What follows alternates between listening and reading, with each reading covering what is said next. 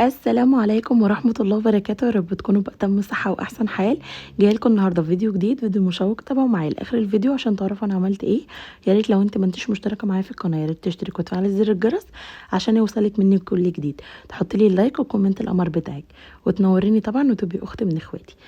زي ما انتم شايفين النهارده وقفة العيد، آخر يوم في رمضان. طبعا أنا زعلانة جدا إن رمضان عدى بسرعة. الحمد لله طبعا على كل حال. وهو بصراحة جرى بسرعة، شهر الخير، شهر الكرم. الحمد لله، وكل عيد وانتم طيبين، وعيد سعيد عليكم يا رب. وان شاء الله كده كل ايامكم تكون فرح وعيد وخير بإذن الله. زي ما انتوا شايفين انا بدأت اليوم النهاردة من بدري جدا علشان اخلص اللي ورايا، لان انتوا عارفين الوقفة ده بيبقى يوم بيجري بسرعة، وبيبقى فيه حاجات كتيرة قوي بتحصل اليوم دوت عشان خلاص العيد بكرة. هو كلها كام ساعة يعني وهنلاقي بكرة اجا. ف زي ما انتوا شايفين انا قلت ابدأ يومي كده بلم الغسيل، وعشان السجاد اللي انا كنت غسلت معاكم المرة اللي فاتت هنشره دلوقتي. انا قلت اسيبه كده في الحمام ينشف براحته، وبعد كده انشره بقى كده على الحبل. زي ما انتوا شايفين انا بدأت ان انا الم الغسيل كله من على الحبل.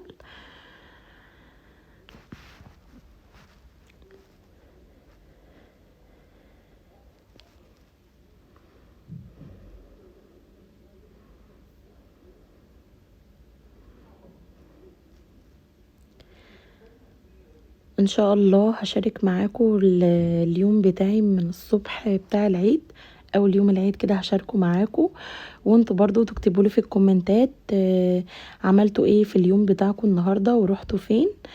وكل سنه وانتم طيبين وعيد سعيد عليكم يا رب.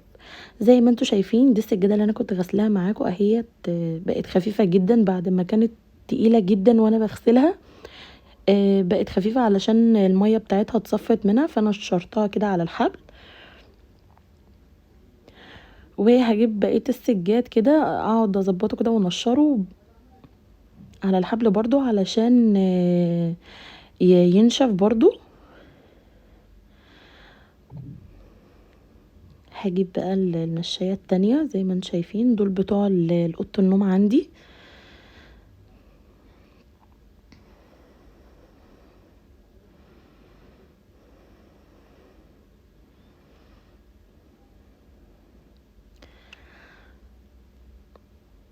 بس كده هظبط كده السجاد وهطلع بقى بره علشان اشوف ايه بقيه الحاجه اللي انا هعملها. زي ما انتم شايفين ده من اول النهار وما كانش في اي حد ماشي في الشارع خالص. زي ما انتم شايفين كده المواعين متبهدله لان انا امبارح فطرنا ونزلت جري على طول علشان انزل اجيب بقى الحاجه من السوق وكده، لان انا ما كنتش جبت هدوم ولا اي حاجه. فانا يا دوبك فطرت ونزلت كده علشان اجيب بقية الهدوم. ولما رجعت بقى قلت ايه اما اتشجع كده واعمل كده المواعين.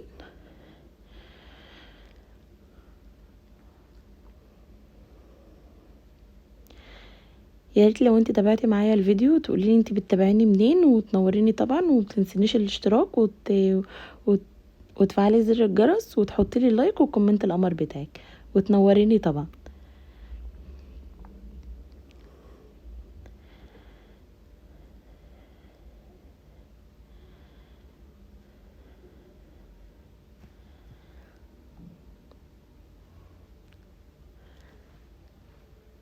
زي ما انتم شايفين انا بادئه معاكم اليوم من اوله لغاية اخره علشان انا بحب ان انا اشارك معاكم اليوم بتاعي والروتين وتشوفوا انا عملت ايه.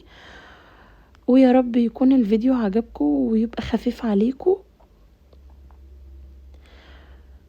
انا بحب ان انا اكون اي حاجة بتحصل معايا اصورها لكم كده علشان تشاركوا معايا اليوم بتاعي. زي ما انتم شايفين هبدأ بقى ان انا اشطف المواعين اللي انا دعكتها، لان كان في مواعين تانية زي ما انتم شايفين في الحوض وجنب مني، وبعدين دي مواعين سمك لان انا كنت فطرت سمك بربوني.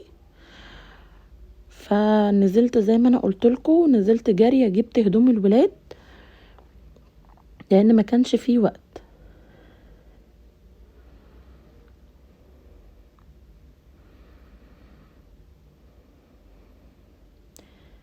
زي ما انتم شايفين هبدأ بقى كده ان انا اجيب المواعين اللي في الحوض وابدأ كده ان انا ادعكها.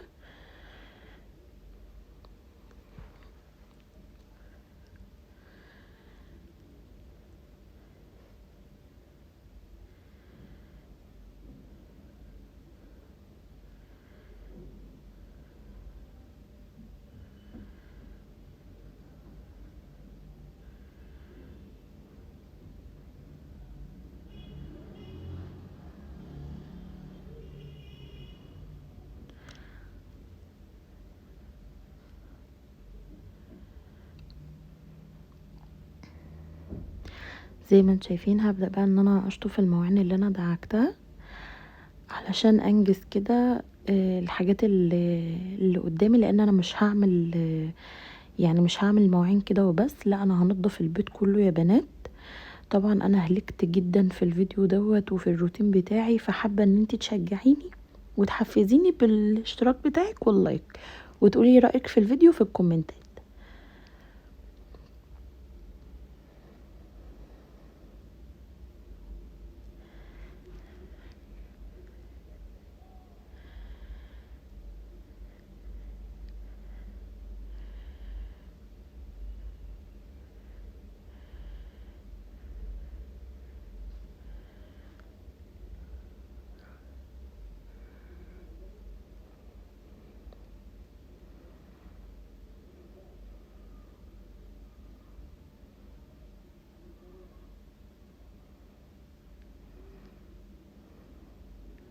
زي ما انتم شايفين هبدأ بقى ان انا اجيب المواعين ديت وهشيل منها اي زفارة، لان كان فيها بواقي سمك كده، لان زي ما انا قلت لكم انا امبارح فطرت واخدت بعض كده ونزلت بسرعة علشان الحق اجيب الهدوم.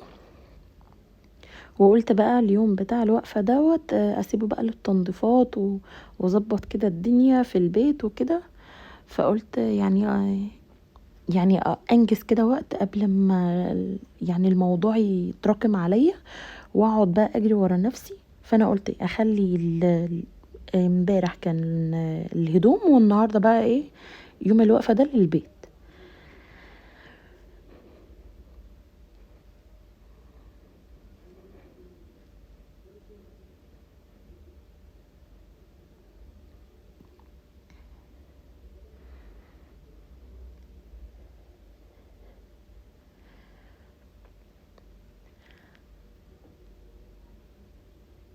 زي ما انتم شايفين هبدأ ان انا ادعك كل حاجة في قلب الحوض.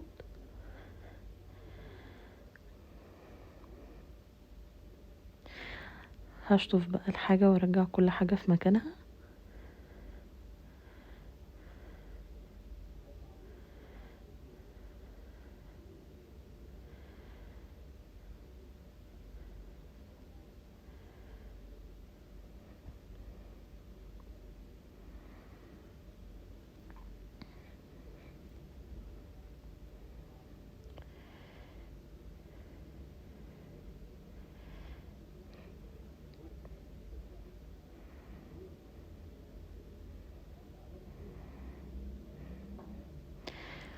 زي ما انتم شايفين كده انا خلاص خلصت المواد اللي قدامي، وكان دول على البوتاجاز كده، فقلت كده اما اجيبهم بالمرة.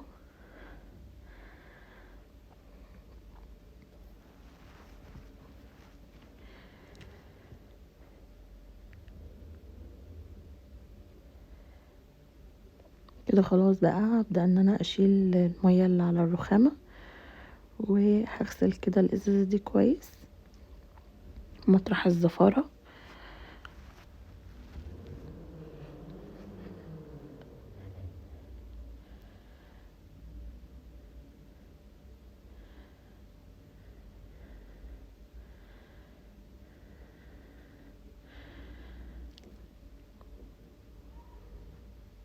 هشيل كده المصفى ديت وهبدأ بقى ان انا ادعك كده الرخامة، وكمان هجيب كده اي حاجة قدامي على الحوض هدعكها كده كويس.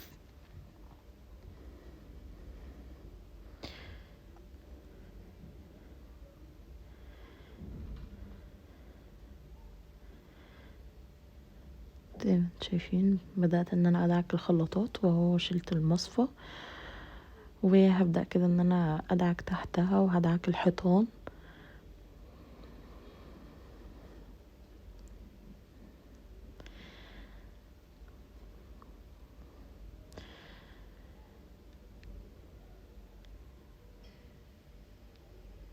هبدأ بقى ان انا ارجع كل حاجة كده في مكانها بعد ما اصفي المية.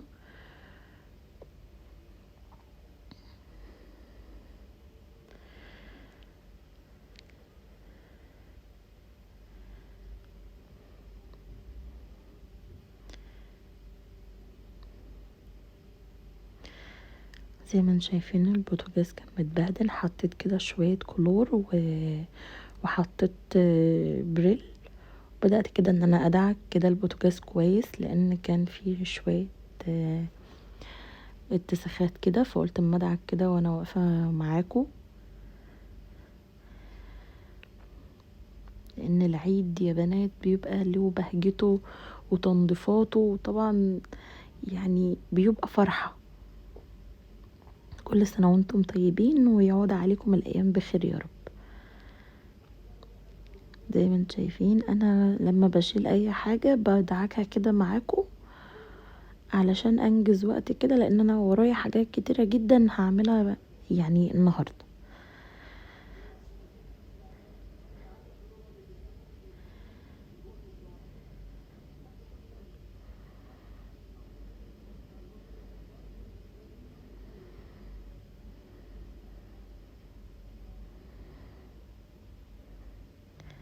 هبدأ كده ان انا ادعك البوتاجاز كويس واشيل منه اي دهون.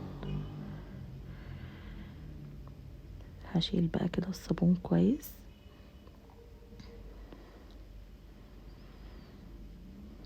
هننضف البوتاجاز كله يا بنات، من فوق ومن تحت ومن الجناب، وكل حاجة هتنضف في البوتاجاز، هيرجع جديد زي ما جبته. زي ما انتم شايفين ببدأ بقى ان انا احط العيون ارجعها تاني في مكانها. دايما بتلخبط بالحوامل يا بنات مش عارفة ليه. اهو زي ما انتم شايفين هبدأ بقى ان انا افك كده الباب بتاع البوتاجاز عشان ادعكه كده، لان كان فيه شوية دهون كده على الازاز.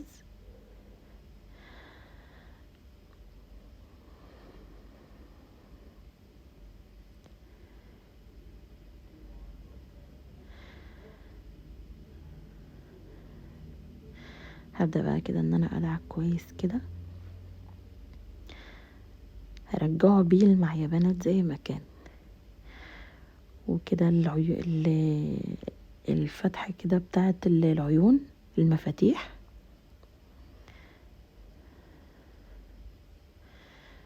وهمسح كده كويس زي ما انتم شايفين اهو نضيف معايا.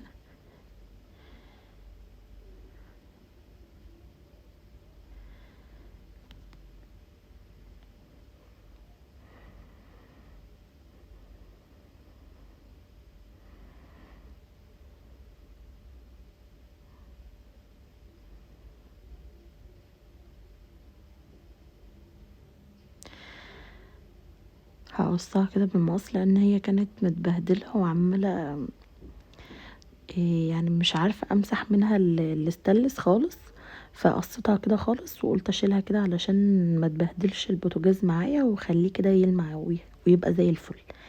زي ما انتم شايفين هبدأ بقى ان انا ارجع الازاز تاني مكانه نضيف معايا.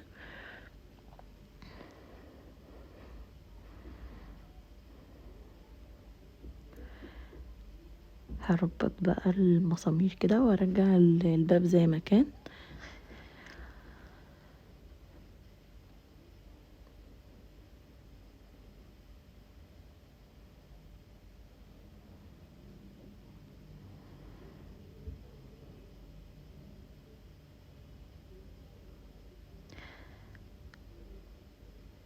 يا ريت لو تابعتي معايا الفيديو لغايه دلوقتي ما تنسونيش بالاشتراك، لو انت لسه ما اشتركتيش انزلي واشتركي في القناه لو الفيديو عجبك، وشجعيني وحطي لي اللايك والكومنت بتاعك، وقولي لي انت بتتابعيني منين، وتنوريني طبعا. اهو كده خلاص البوتاجاز خلص. هبدأ بقى ان انا اكنس كده السجادة.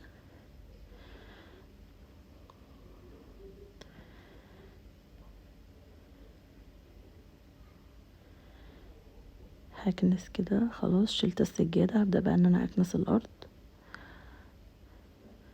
همسح كده بالموب، خلاص لمت الزبالة.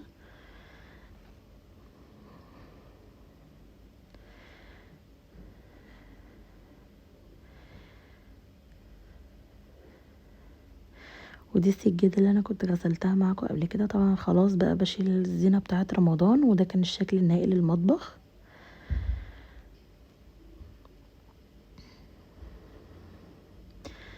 والحمام عملته كده مع نفسي، وده برضو الشكل النهائي.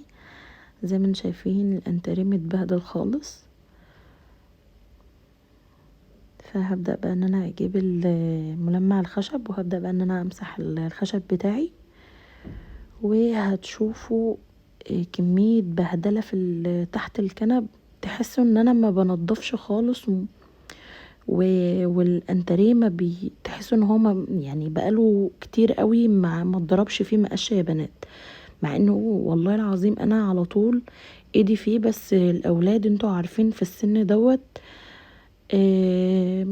الحمد لله ما بيسيبوش اي حاجة في مكانها، وكل حاجة كده بيبهدلوها وبيلعبوا فيها وبيمسكوها وبيشدوها زي ما انتم شايفين. الحمد لله. انا بدأت كده ان انا اشيل الشلت من تحت الكنب، وامسح وانفض كده كويس، وارجع كده الحاجة في مكانها.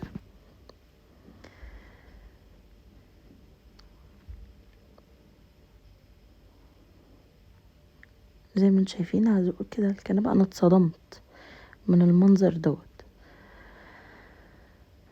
هبدأ بقى ان انا اكنس كده واجيب الموب، وهمسح كده وارجع الكنبة تاني في مكانها.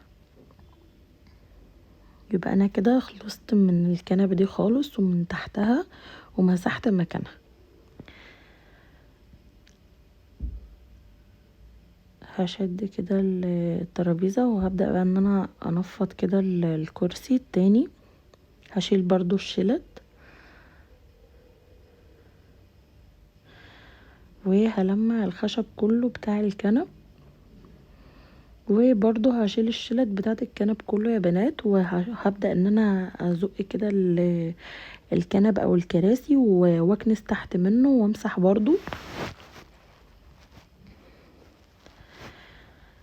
زي ما انتم شايفين خلاص بقى بشيل الزينة اللي انا كنت حطاها في رمضان. هتتغسل بقى وتتعان.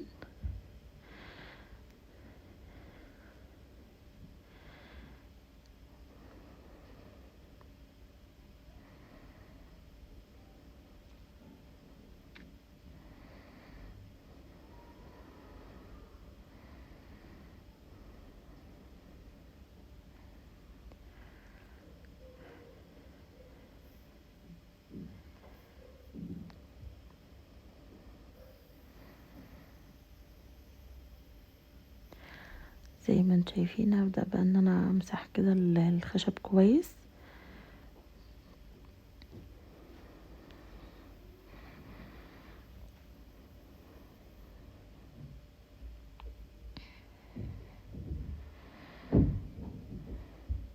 هرجع بقى كل حاجة كده في مكانها تاني. وهشيل كده الكنبة خالص، وهبدأ ان انا اكنس من تحتيها. وهجيب الموب وهمسح. بس هشيل كده الجزامة من مكانها دوت.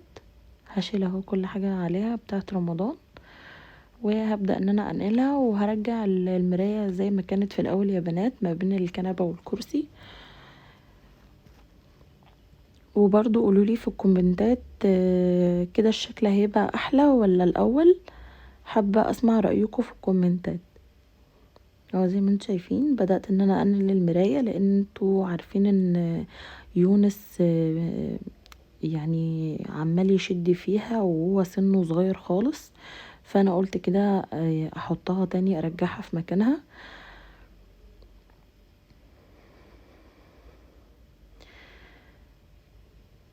هبدأ بقى ان انا اشيل كده الشلتة بتاعة الكرسي وانفض كده الكرسي كويس.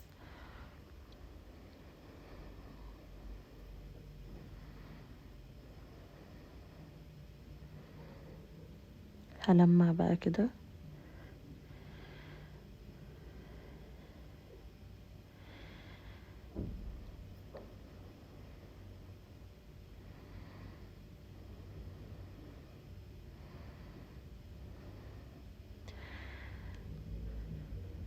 هبدأ بقى ان انا اكنس، وهجيب الجلانس كده بتاع المراية اللي انا بمسح بيه المراية، هجيبه كده وامسح المراية كويس لان كان فيها مطرح بصمات العيال.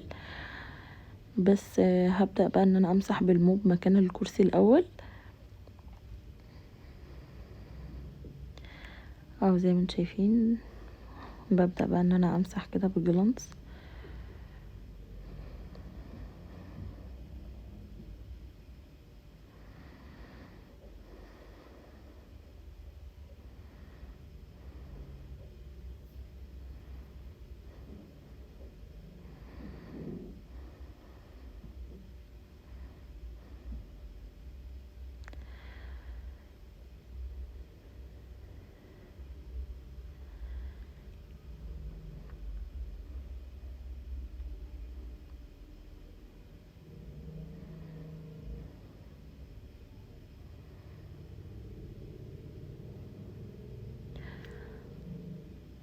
زي ما انتم شايفين هرجع بقى الكرسي مكانه،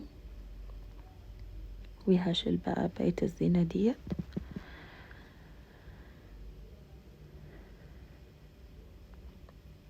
شايفين كمية الحاجات اللي طلعت من تحت الكنبة، ولما زقتها يعني تحسوا ان انا بقالي كتير قوي ما جيتش جنب الانتريه، مع انه والله على طول بنضف الانتريه. وبتشوفوا معايا المنظر بيبقى عامل ازاي في الاخر، بس مش عارفة يعني الولاد بيبهدلوا الدنيا في ثانية يا بنات، في ثانية. يعني ربنا يكون في عون اي ام معاها اطفال زي كده، وربنا يكون في عوننا وعوني. الحمد لله. زي ما انتم شايفين هبدأ بقى ان انا اكنس كده وامسح بالموب مكان ما كنست. يبقى انا كده خلاص خلصت كده الانتريه. همسح كده كويس.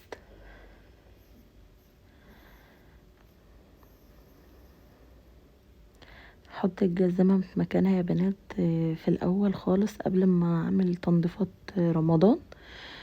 كان الجزمة كان هنا مكانها، والمراية كانت في مكانها برضو.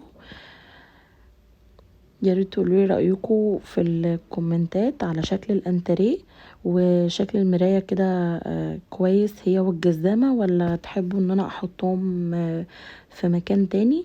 شاركوني برأيكم في الكومنتات.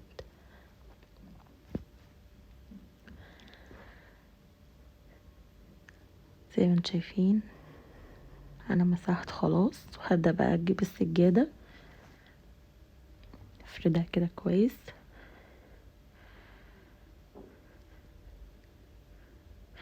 وده كان الشكل النهائي للانتريه يا بنات. هنا بقى كنت انا خلاص خلصت الاوضه بتاعتي. طبعا انا شاركتها معاكم كتير قوي، بس هنا شلت الحاجات اللي كانت تحت السرير، ودي بقى جوله في الشقه كلها بعد بقى ما نضفت وتعبت وهلكت على الراحه النفسيه بقى اللي انا فيها دلوقتي بعد ما الشقه كلها نضفت كده، وبشاركها معاكم.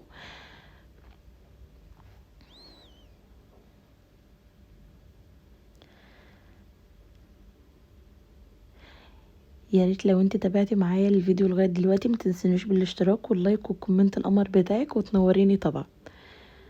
هنا بقى ده الفطار بتاعي، خلاص بقى قلت اما احضر بقى الولاد احميهم كده علشان يناموا شويه.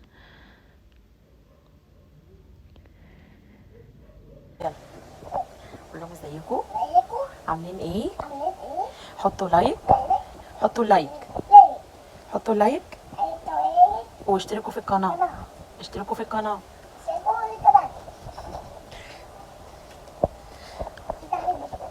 هات.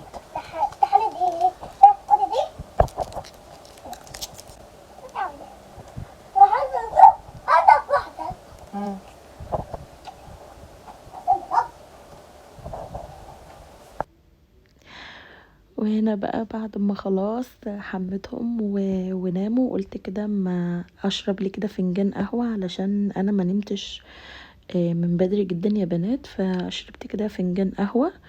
ولو انت تابعتي معايا الفيديو لغاية دلوقتي يا ريت ما تنسنيش بالاشتراك واللايك والكومنت القمر بتاعك، وتنوريني طبعا وتبقي اخت من اخواتي. وما تنسوش تقولوا لي عملتوا ايه في اول يوم العيد في الكومنتات. آه وكده خلاص ده اخر الفيديو يا بنات. بحبكم جدا وعيد سعيد عليكم يا رب. تصبحوا على الف خير.